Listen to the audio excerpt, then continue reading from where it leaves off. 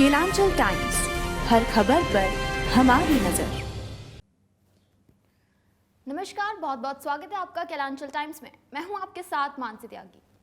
मणिपुर में निर्वस्त्र की गई महिला का पति रिटायर्ड सूबेदार का बयान आया सामने। कहा, देश की रक्षा तो कर ली पर पत्नी की नहीं कर पाए। मणिपुर में जिन 2 महिलाओं का निर्वस्त्र कर घुमाया गया था, उनमें से एक के पति आर्मी में सूबेदार थे। उन्होंने कहा, मैंने कारगिल युद्ध में देश को दुश्मनों से बचाया, लेकिन दंगाइयों से अपनी पत्नी की इज्जत नहीं बचा सका। पीड़िता के पति असम राइफल में थे। उन्होंने बताया, हजारों लोगों की भीड़ ने गांव पर हमला किया था। मैं भीड़ से अपनी पत्नी और गांव वालों को नहीं बचा पाया। पुलिस वालों ने भी हमें सुरक्षा नहीं दी। भीड़ 3 घंटे तक दरिंदगी करती रही। मेरी पत्नी ने किसी तरह एक गांव में पनाह ली। वह कई दिनों तक सदमे में रही। घटना के 2.5 महीने बाद ही उसकी आंखों में गुस्सा और बेबसी है। वहीं वीडियो में दिख रही दूसरी महिला की मां ने कहा, अब हम कभी अपने गाँव नहीं लौटेंगे। वहां मेरे छोटे लड़की की गोली मारकर हत्या की गई थी। फिर वहीं मेरी बेटी को शर्मिंदा किया गया। अब मेरे लिए सब कुछ खत्म हो चुका है। दिल्ली एयरपोर्ट पर विदेशी करेंसी पकड़ी गई। 3 यात्रियों के खिलाफ मामला दर्ज। दिल्ली एयरपोर्ट पर शुक्रवार को 10 करोड़ रुपए की विदेशी करेंसी पकड़ी गई। तजाकिस्तान के 3 यात्रियों से $7,20,000 और $4,66,000 जब्त किए गए। इसकी पुलिस ने शुक्रवार को 5 करोड़ रुपए के ड्रग्स जब्त किए। इसके साथ 3 आरोपियों को गिरफ्तार भी कर लिया गया। पुलिस ने 800 ग्राम हेरोइन बरामद की, जो साबुन के 60 डिब्बों में रखी हुई थी। सीमा शुल्क अधिकारियों ने शुक्रवार को दिल्ली के अंतर्राष्ट्रीय हवाई अड्डे पर 3 तजाकिस्तान नागरिकों से 10 करोड़ रुपए से अधिक मूल्य की अब तक की सबसे बड़ी विदेश मुद्रा जब्त की है। एक आधिकारिक बयान में जानकारी दी गई। आरोपियों को अधिकारियों ने तब रोका जब वे इस्तांबुल के लिए उड़ान भरने के लिए आगे बढ़े। बयान में आगे कहा गया कि हवाई अड्डे के सीमा शुल्क अधिकारियों इंदिरा गांधी अंतर्राष्ट्रीय हवाई अड्डे टर्मिनल 3 नई दिल्ली ने 21 जुलाई 2023 को 3 तजाकिस्तान राष्ट्रीय यात्रियों के खिलाफ भारत के किसी भी हवाई अड्डे के माध्यम से विदेशी मुद्रा की तस्करी का सबसे बड़ा मामला दर्ज किया है। एक वरिष्ठ सीमा शुल्क अधिकारी ने पीटीआई को बताया, तीनों में एक किशोर भी शामिल है। विदेशी मुद्रा सामान में रखे जूतों के अंदर छिपाई गई थी। वहीं प्रियंका गांधी ने अपनी पार्टी का घोषणा पत्र तैयार कर दिया है। साथ ही साथ बीजेपी पर महंगाई को लेकर निशाना साधा। कांग्रेस महासचिव प्रियंका गांधी वाड्रा ने मध्य प्रदेश विधानसभा चुनाव के लिए कांग्रेस का घोषणा पत्र सेट कर दिया। शुक्रवार को ग्वालियर में जन आक्रोश रैली को संबोधित करते हुए उन्होंने एक कर मुद्दे उठाए और कांग्रेस की ओर से वादे किए। साथ ही तय कर दिया कि कांग्रेस एमपी में किन मुद्दों पर वादों पर विधानसभा चुनाव लड़ेगी। उन्होंने साथ यह भी कहा, मैं आपके मुद्दों पर बात करने आई हूं। आज जो आपका सबसे बड़ा मुद्दा है वो मैं जानती हूं, वह है महंगाई। महंगाई के साथ साथ बेरोजगारी, भ्रष्टाचार भी प्रियंका गांधी ने उजागर किए। प्रियंका ने जिन मुद्दों को उठाया वो साफ संकेत हैं। इस बार चुनाव में कांग्रेस किन मुद्दों को लेकर जनता के बीच जाएगी। उसके घोषणा पत्र में युवाओं, महिलाओं और किसानों पर फोकस रहेगा। पिछले कुछ समय से फोकस जिस तरह से सॉफ्ट हिंदुत्व की तरफ बढ़ रही थी, वह राजनीतिक तौर पर उसके लिए मददगार हो सकता है। वहीं आम जनता से इसका ज्यादा सरोकार नहीं मिलेगा। यही वजह है कि प्रियंका ने जिन मुद्दों को उठाया वह युवाओं, महिलाओं व किसानों की पहली जरूरत है। पीएम मोदी ने 70,000 से अधिक युवाओं को नियुक्ति पत्र सौंपे और साथ यह भी कहा, पीएम मोदी ने साथ यह भी कहा कि आज का दिन एक ऐतिहासिक दिन है। प्रधानमंत्री नरेंद्र मोदी ने आज वीडियो कॉन्फ्रेंसिंग के जरिए रोजगार मेले में 70,000 से अधिक युवाओं को नियुक्ति पत्र सौंपे।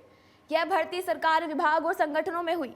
पीएम ने इस मौके पर कहा कि आजादी के अमृत महोत्सव में जब देश विकसित होने के लक्ष्य पर काम कर रहा है, आपका सरकारी नौकरी में आना बहुत बड़ा अवसर है।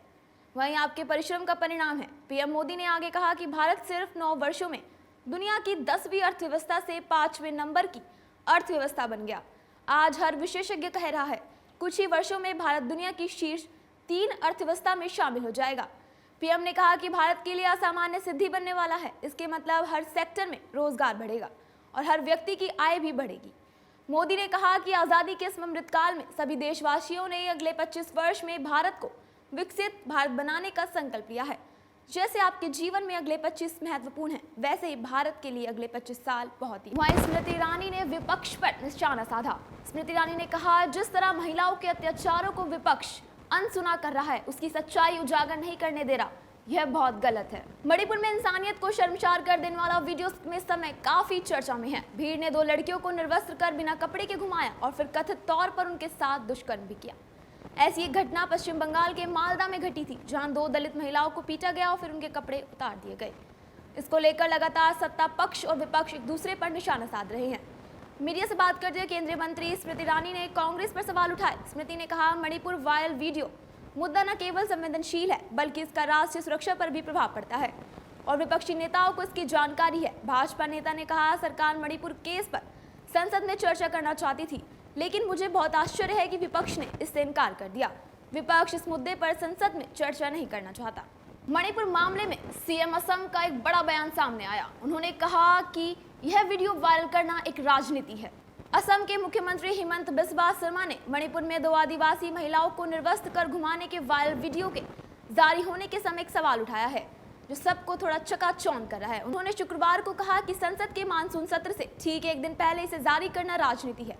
मुख्यमंत्री ने एक संवाददाता सम्मेलन को संबोधित करते हुए कहा कि पश्चिम बंगाल, राजस्थान और छत्तीसगढ़ जैसे कुछ विपक्ष शासित राज्यों में दुष्कर्म की घटनाएं भारतीय जनता पार्टी शासित मणिपुर या अन्य पूर्वोत्तर राज्यों की तुलना में बहुत अधिक है। उन्होंने दावा किया कि पूर्वांचल, खासकर मणिपुर, नागालैंड और अरुणाचल प्रदेश में दुष्कर्म की घटनाएं कम होती हैं। मुख्यमंत्री ने यह भी कहा कि यह घटना दुखद है, लेकिन ऐसी छवि बनाई जा रही है कि मणिपुर में ऐसा हर दिन होता है। यदि आप पश्चिम बंगाल, राजस्थान और छत्तीसगढ़ की दुष्कर्म की घटनाओं की तुलना मणिपुर से करें तो यह मणिपुर में काफी कम है। अयोध्या में राम मंदिर का निर्माण चल रहा है। इसी बीच राम पथ में एक मस्जिद आई हुई है, वह हटाने का फैसला लिया जा सकता है। इस फैसले पर सोमवार को याचिका में सुनवाई होगी। धार्मिक नगरी अयोध्या में राम मंदिर का काम प्रगति में होने के बीच प्रस्तावित राम पथ पर अतिक्रमण करने वाली 18वीं सदी की मस्जिद की मीनार को लेकर मामला इलाहाबाद हाईकोर्ट में लंबित है। हाईकोर्ट की लखनऊ बेंच इस मामले की सुनवाई सोमवार 24 जुलाई को करेगी। कहा जाता है कि फैजाबाद शहर के मध्य में गुदरी बाजार में स्थित खजूर की मस्जिद की एक मीनार प्रस्तावित रामपथ पर 3 मीटर के रास्ते में आ रही है। इस मामले में मुतवल्ली सैयद परवेज हुसैन ने कमिश्नर को पत्र देकर ध्वस्तीकरण रोके जाने की मांग भी की थी। बता दें कि अयोध्या में राम मंदिर तक जाने के लिए 3 और भव्य पथ बनाए जा रहे हैं। इन्हें राम पथ, भक्ति और धन पथ के नाम से जाना जाएगा। राम पथ शहादतगंज बाईपास से सरयू तट के करीब 13 किलोमीटर लंबा होगा। इसके निर्माण के लिए बड़ी संख्या में बड़े वृक्षों के कटने की तैयारी है। रामपथ के चौड़ीकरण की जद में सैकड़ों प्राइवेट प्रॉपर्टी, 7 मस्जिदें, 1.5 दर्जन मठ और मंदिर भी आ रहे हैं। बिहार को जल्द मिलेगी नई वंदे भारत ट्रेनों की सौगात। बिहार के अलावा कई राज्यों को मिलेगा फायदा। बिहार में जल्द ही 2 नई वंदे भारत ट्रेन शुरू होने वाली हैं। साथ ही 3 वंदे मेट्रो ट्रेन की सुविधा भी मिलने जा रही है। दरअसल रेलवे बोर्ड ने पटना से मालदा और गया से हावड़ा के बीच चलने के लिए वंदे भारत ट्रेन के संचालन को मंजूरी दे दी। साथ ही राज्य में 3 वंदे मेट्रो ट्रेन भी चलाई जाएंगी। इन मेट्रो ट्रेनों का परिचालन जमालपुर से मालदा, भागलपुर से हावड़ा और भागलपुर से देवघर के बीच चलेगा। साथ ही बनारस से आसनसोल के बीच भी वंदे भारत एक्सप्रेस ट्रेन चलाई जाएगी। यह ट्रेन बिहार होते हुए आसनसोल पहुंचेगी। पटना से मालदा के बीच चलने वाली वंदे भारत ट्रेन का परिचालन सप्ताह में 6 दिन किया जाएगा। वहीं गया से हावड़ा के बीच वंदे भारत ट्रेन का संचालन सप्ताह में 3 दिन किया जाएगा। ऐसे में बिहार से पश्चिम बंगाल आने जाने में यात्रियों को कम समय लगेगा। रेलवे बोर्ड ने इस बाबत अनुमति दे दी है। वहीं 3 वंदे भारत मेट्रो ट्रेन को जमालपुर से मालदा के बीच चलाई जाएंगी। अन्य 2 वंदे भारत मेट्रो ट्रेनों को भागलपुर से हावड़ा और देवघर के बीच चलाया जाएगा। तमाम ऐसी बड़ी खबरों के लिए देखते रहिए कैलांचल टाइम्स।